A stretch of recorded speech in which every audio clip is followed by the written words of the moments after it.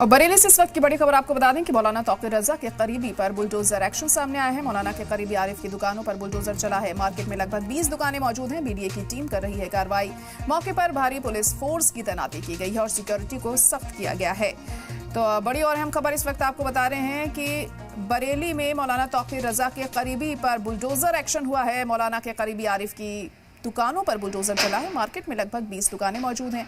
BDA की team इस मामले में कार्रवाई कर रही है। मौके पर भारी पुलिस फोर्स की तैनाती की गई है और सिक्योरिटी को सख्त किया गया है।